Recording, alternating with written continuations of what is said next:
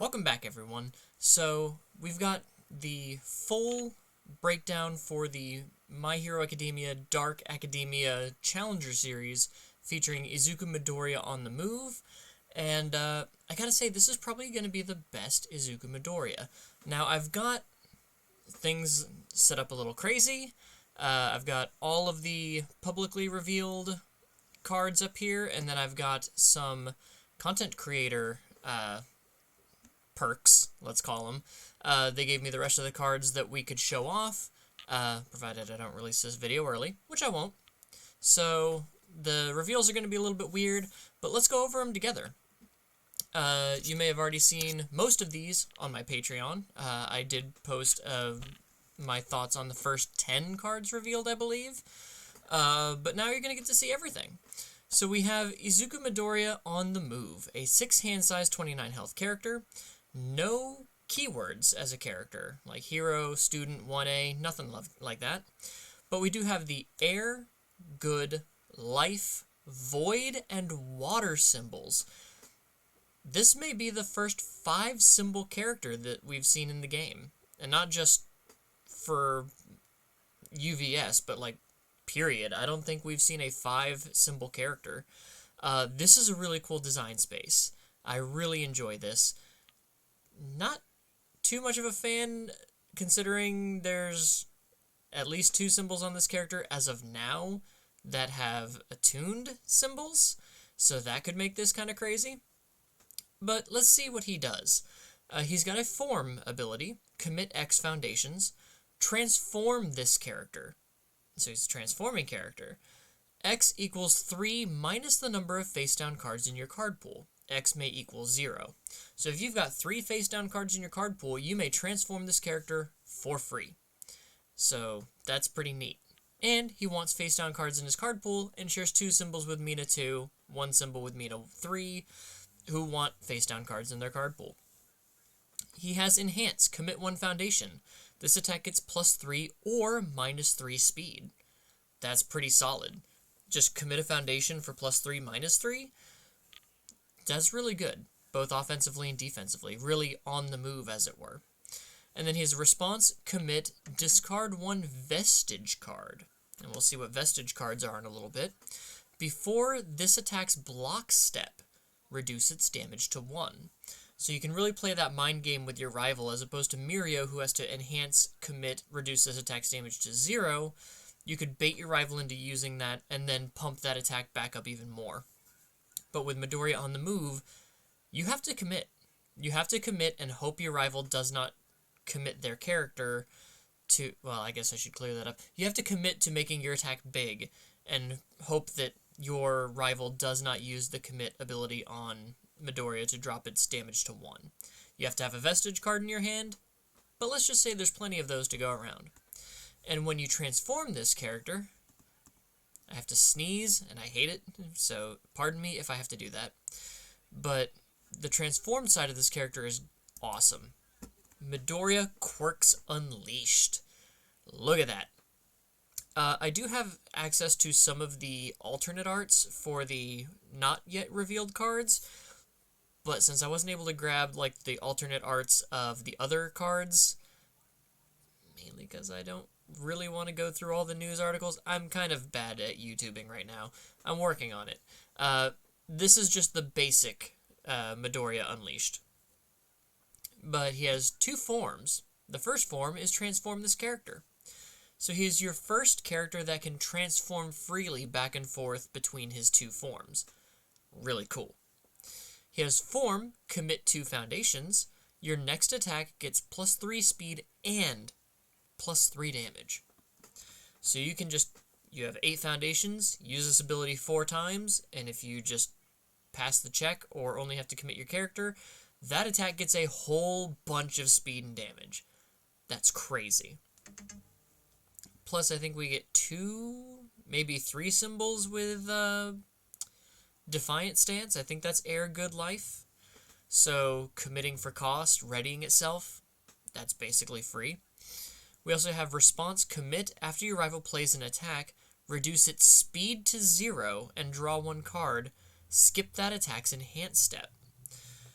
I I don't see why it doesn't say just give it flash, or the attack gains flash, because that's about the same as skipping the enhance step. No blitzes, no enhances, just set your speed to 0, finish the response step. We're going to go straight into block after this.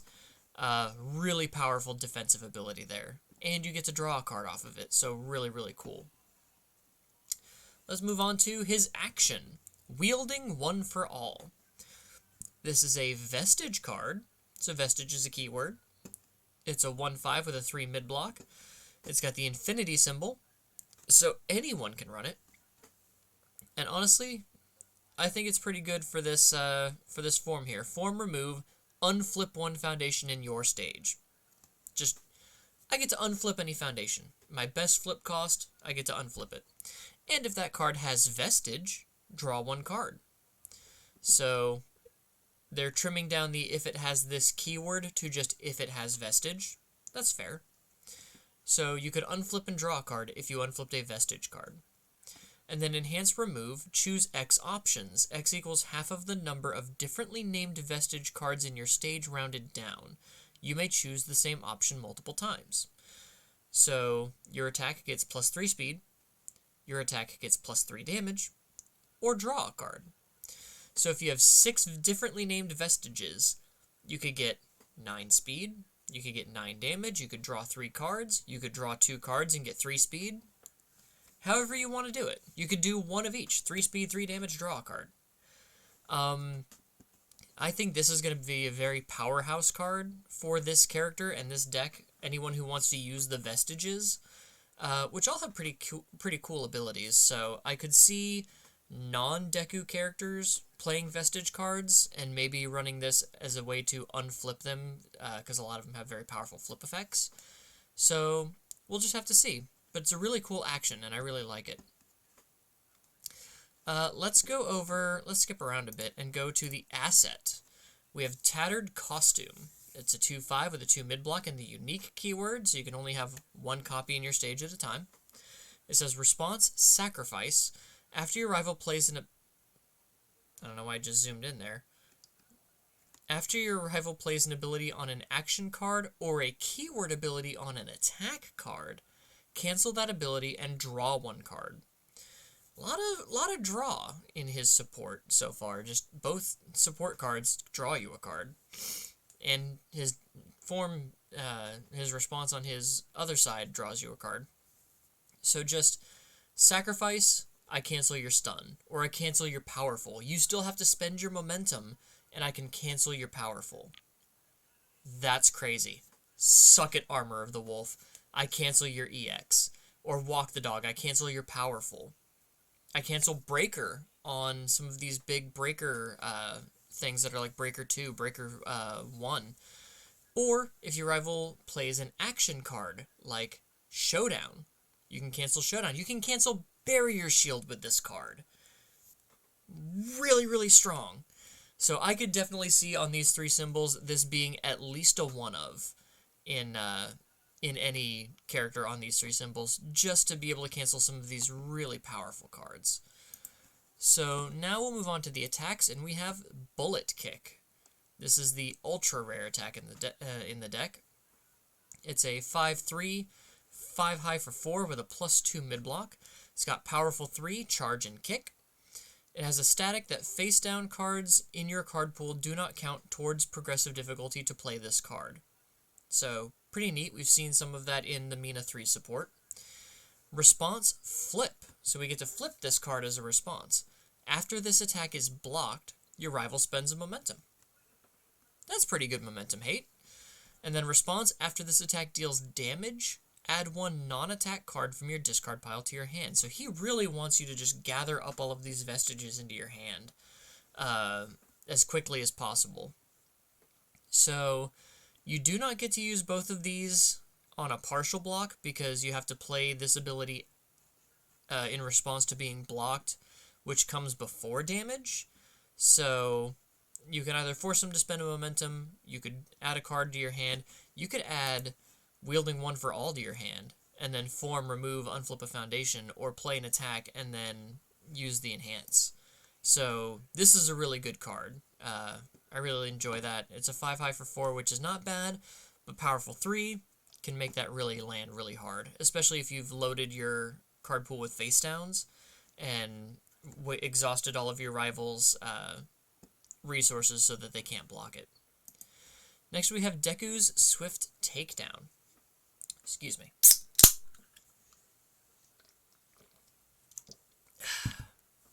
This is another 5 difficulty, 3 control. It's a 3 low for 5 with a 2 high block. It's got stun 2 and ranged. So effectively with the stun 2 forcing your rival to commit 2 foundations, it's a 5 low 5. And then response, after this attack is not blocked, draw 1 card, flip this attack after it resolves. So much draw support. Every single card is drawing a card or adding a card to your hand. This is nuts. It's got water for Mina 3 and Mina 2, so you could draw if it's not blocked and just flip it so it doesn't count towards progressive. That is ridiculous.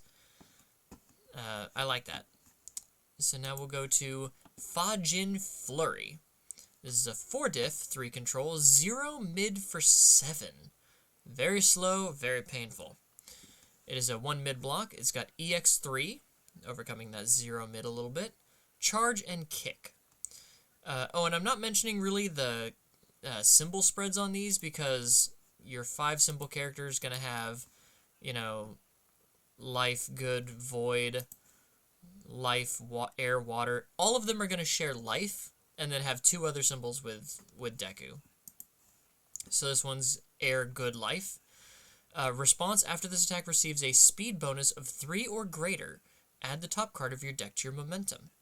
So, we have Deku committing 2 foundations as a form. Our next attack gets 3 speed and 3 damage. So that makes this a 3 mid 10, get a momentum. EX3, spend 1 momentum, get 3 speed, get a momentum. Or commit a foundation for 3 speed, get a momentum, spend a momentum for EX3, get a momentum. That Fajin Fury, that is just free. And as long as you can keep stacking on bonuses of 3 or greater, you can just net a whole bunch of momentum and throw a whole bunch of damage at your rival and just say, here, catch.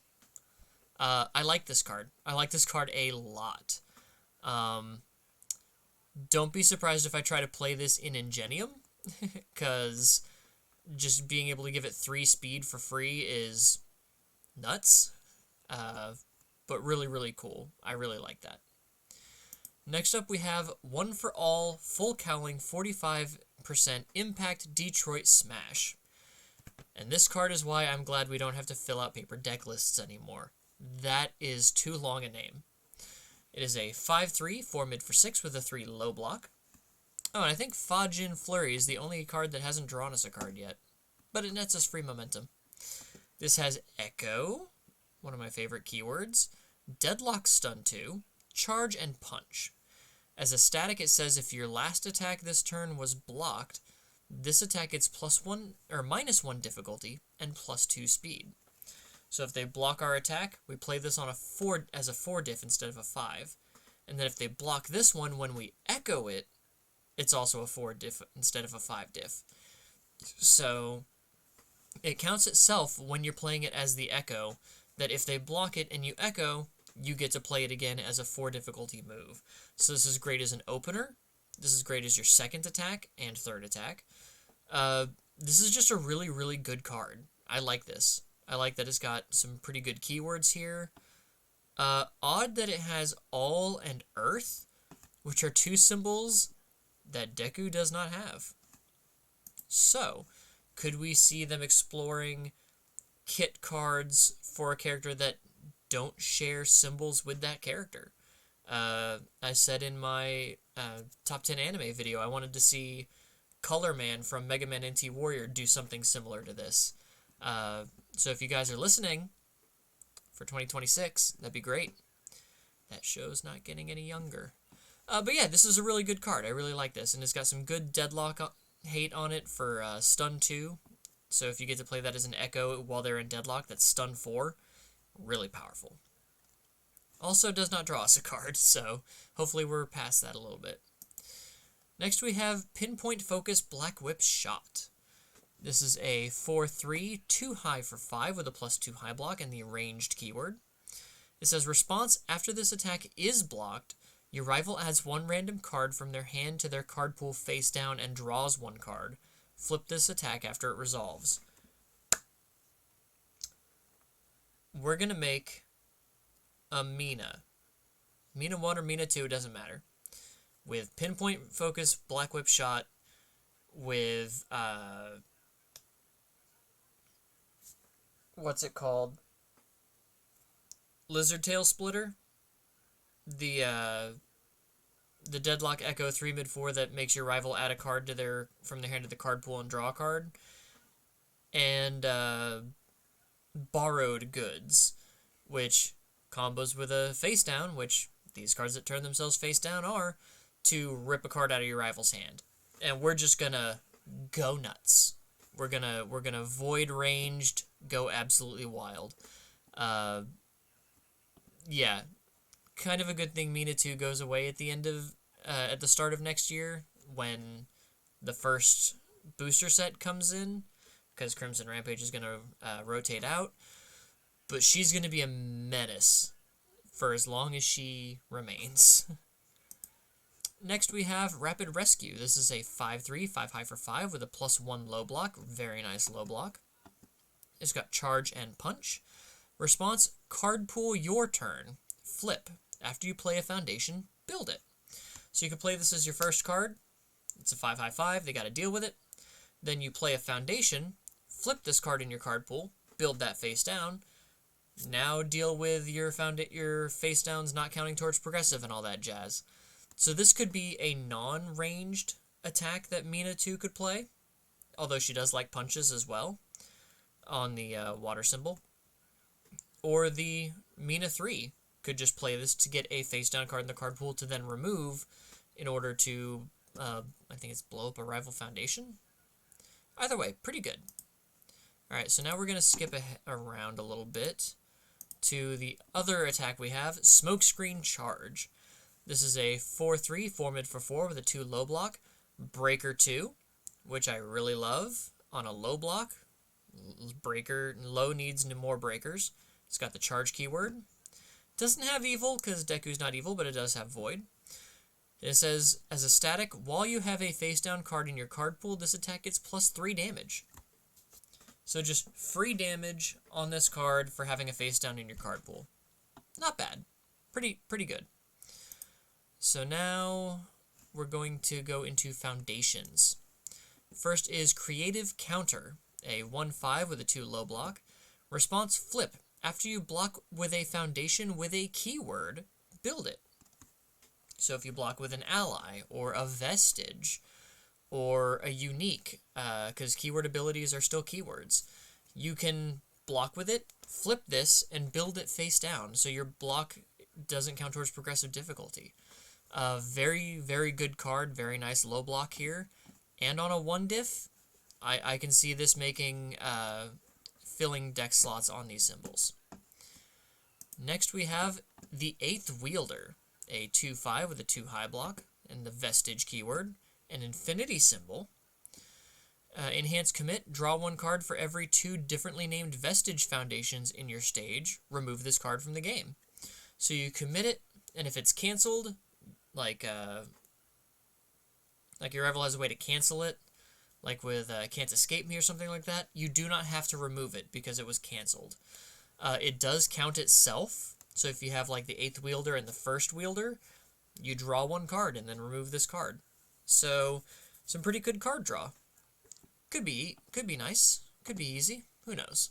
I guess it depends on how many differently named wielders you can get into your card pool as quickly as possible, or your stage as quickly as possible.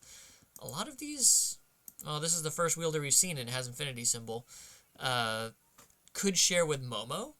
You could play a Vestige Momo deck off of Good or Life with a lot of these cards. They'll all have Life. You could play a Life Momo Ally Vestige deck that could really pop off, probably.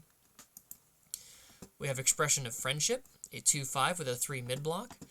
It has a tenacious response here, sacrifice it, so you have to destroy it while it's committed or ready. After you make a check, if you have a face-down card in your card pool, that check gets +2 on 2 Mina 2 symbols and Mina 3 symbols. So 2 Mina symbols, this card's getting 4x'd. That is insane, especially in Mina 3, who doesn't just ignore face-down cards in her card pool. Next we have the 5th wielder, Black Whip, a 1/5 with a 3 high block, ally and vestige, so more for that life ally build. Response tenacious, after you commit this card to pay a cost, change this attack's zone. If it is your rival's turn, flip this card. So if you commit it defensively, if you have something that says like commit 1 foundation, you can change the rival's attack zone, but you have to flip this card.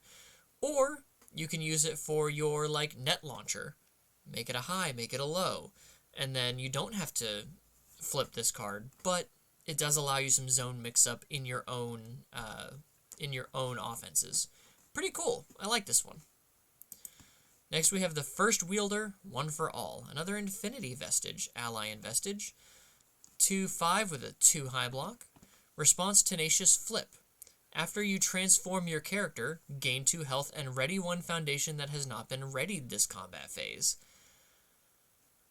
So this here means that Ymir has more health gain after you transform. You can just gain a whole bunch of health. So if you transform mid-turn, you can just gain a whole bunch more health. That's nuts. Fun times. And any transforming character could use it if you just need a little bit of readying and health gain in any transforming character. We have 4th wielder, Danger Sense, a 1/5 with a 2 mid-block, ally and vestige. It has response, commit 1 foundation. Before you make a check to play this card as a block, change this attack's zone to mid. So when you declare that you're blocking with this card, you put it in your card pool, you commit 1 foundation, change the rival's attack zone to mid, then you make your check. So you could just auto-block almost any card with this, provided you could pass your check. But with all the speed hate that this deck has, especially with Deku on his front side, that could be pretty easy. And then enhance flip, this attack gets -2 speed. So this is a really cool defensive card. I know people were running evade in copy because it could return a card to its printed zone and reduce its speed to printed. This doesn't reduce its speed to printed, but it does guarantee that if you pass your check to block, you are going to completely block the attack. That's a really good defense trick. I really like that.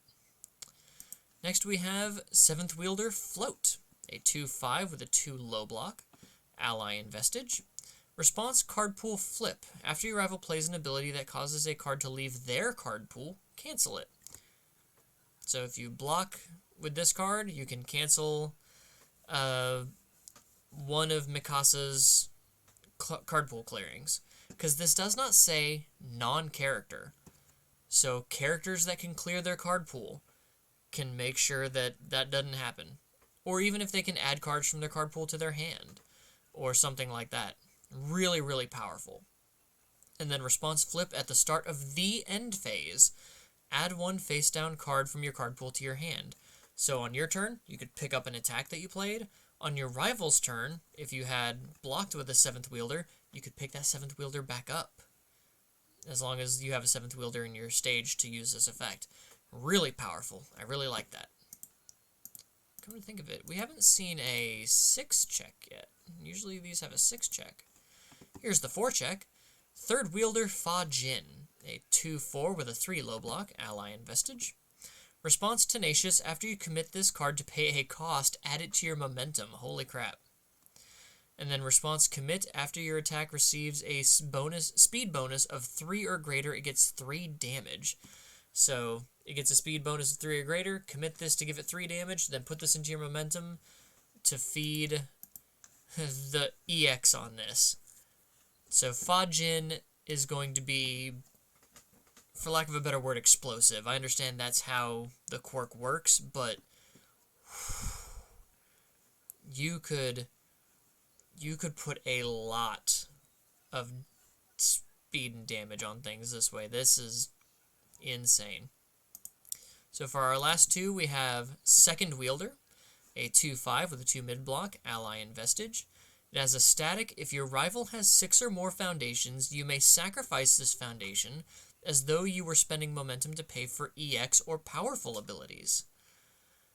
Thank God this does not share a symbol with Armor of the Wolf. Because if your rival just has 6 or more foundations, you can just EX, sacrifice Second Wielder, powerful, sacrifice a second wielder. That's crazy if you're going in on a kill turn. And then it has enhanced commit, flip 1 attack in your card pool. Your attack gets 3 speed. Oh, there are going to be just Fajin Flurry decks going everywhere. And it has air. I'm assuming Fajin has air as well. Yep. So we're building Fajingenium, baby. This is gonna be fun. I'm gonna enjoy this. I like this card. Moving on. Last card. We have Sixth Wielder Smokescreen, a 1/5 with a 3 high block. So no 6 check in this deck, because that's a 5. So there are no 6 checks in this deck. Interesting. It's an ally vestige. Enhance, add 1 card from your hand to your card pool face down. This attack gets -4 speed. So this is a way that you can use float, because they both share life and void, to put a card into your card pool face down from your hand on your rival's turn, and then pick it back up. And also, this is not a once per turn ability. And Mina, too, on Void, does not care about face-down cards in her card pool.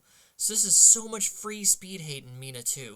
Mina 2 is going to get banned, guys. I'm sorry. She is going to get banned or something, because this is just insane. But yeah, that is going to be it for the new Dark Hero Academia Challenger Series. What do you guys think about it? Do you think Midoriya on the move / Quirks Unleashed is going to be any good? I think he's going to be the best Deku. I know a lot of people love Deku 2, and Deku 4 has made... 3? 4. 4 is the one that gives things powerful, right? Yeah. I know people have loved both of those versions of the character. I think this is going to be the strongest Midoriya, at least to date. But I also think Mina 2 is going to get banned because she's going to be a menace, just murking people left and right. They're going to have to do something about her pretty quick.